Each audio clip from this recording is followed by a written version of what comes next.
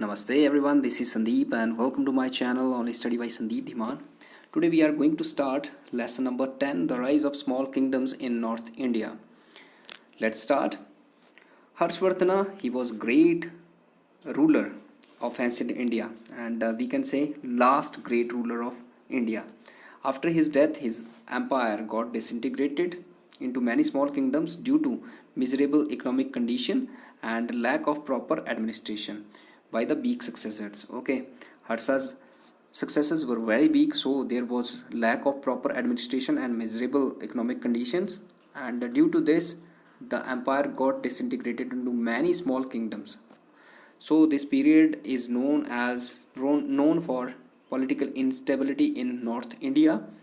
But after that, three powerful kingdoms arose between 750 to 1000 CE.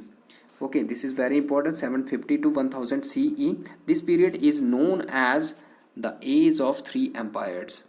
Okay, who were these three empires? They were Rashtrakutas, Palas, and Pratiharas. Rashtrakuta, where were they? They were in the northern part of Deccan. Palas, they were in eastern India, Bengal and Bihar region. And Pratiharas, they were in Avanti, southern Rajasthan and Gujarat area. Okay, they were powerful, but they were always engaged in wars with each other. Okay, but they were successful in providing stable administration, and this helped in the progress of art and literature. In this lesson, we'll study them one by one.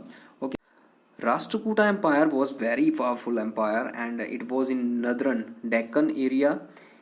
It came into existence in 753 CE. Its area was including Gujarat, Madhya Pradesh, Bihar, Maharashtra, and Karnataka region. It acted as a bridge between North and South India, and Danti Durga is considered its real founder. Two important kings were Govinda III and Amogh Varsha. Okay, they are popular Rashtrakuta kings, and Rashtrakutas were great warriors, art lovers, and scholars. They took up titles like Chakravarti, Maharaja Dhiraj, Param Bhattarak, and they maintained huge armies and encouraged trade for the prosperity of the people. And they were the follower of Jainism, but they also patronized other religions like Buddhist, Hindus, and Muslims. And Rashtrakutas were great patrons of art and learning. And during this region, rock cut temples like Ellora, belonging to Hindu, Buddhist, and Jain sects, are proof of their religious tolerance. Okay. Amogh Varsha was a great lover of Sanskrit, and he wrote Kabi Ragamarga.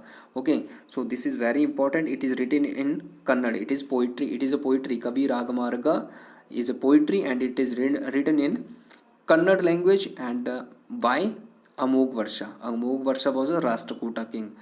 Okay, by the end of 10th century, the Chalukya crushed the power of Rashtrakuta and took over the control of this kingdom. Okay, so Chalukya crushed the Rashtrakutas. Next we have Palas. So we have a very limited information about the Palas. We know after the death of Harsha, there were infightings among the small kingdoms in Bengal. So the people of Bengal elected Gopala as their king to maintain peace and order. He set up an empire which ruled about 400 years, and his successor used Pala after their name, so the empire came to be known as Pala dynasty. Dharmpala was a great Pala ruler, and he set up the center of Buddhist education known as Vikramshil Bihar. Who established Vikramshil Bihar? So it was Dharmpala. His son was Devpala. He was also a great king, and he extended Pala empire. He defeated Huns. This is very important. Who defeated Huns? It was Devpala. And the end of his period ushered in the decline of Palas. Clear? Hope up to here everything is clear to you. The Pala rulers were the followers of Buddhism. Okay, the religion of Palas was Buddhism. Many scholars were sent to the distant countries to spread Buddhism. They also gave generous grants to Brahmins to build temples. Palas were the great patrons of art, education, and literature. Look here now. West Bengal, it was known as Goda, and Eastern Bengal, it was known as Benga. Nalanda University was revived during this reign, during the Pala Empire. Okay, so these were important things about Pala dynasty. Pratiharas. Pratiharas, they are also known as Gurjara Pratiharas because they originated into Gujarat and they ruled over Gujarat and southwestern Rajasthan. Nagbhatta I was the founder of Pratiharas and Mihir Bhoj was their greatest ruler. He conquered Kannauj around 836 CE and continuous battles weakened Pratiharas and their empire got broken into many smaller kingdoms. Five kingdoms which were emerged from Pratiharas, they were Chauhans of Rajasthan, Gadwals of Kannauj, Solankis of Gujarat and Parmaras of Malwa and the Chandels of Bundelkhand. Okay, this is very important. The Pratiharas, they were great warriors and they fought many battles with Rashtrakutas and Palas. They were very brave and due to them they stopped Arab invasions for about 300 years.